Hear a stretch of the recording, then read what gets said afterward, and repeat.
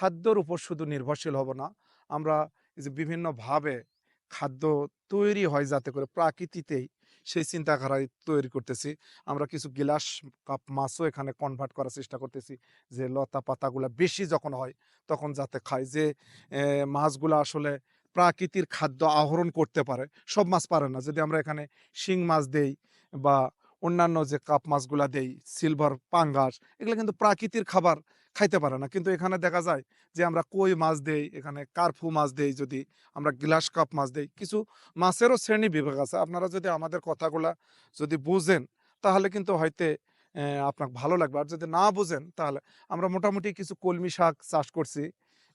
সেটাও ইনশাআল্লাহ আপনারা পাবেন।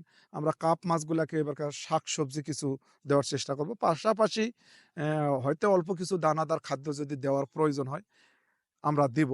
প্রাকৃতিতে যেভাবে নদী-নালাতেও মাছ চাষ হয়, মাছ একসময় আহরণ করে মানুষ জীবন জীবিকার মান নিজেদের চাহিদা মিটাচ্ছে।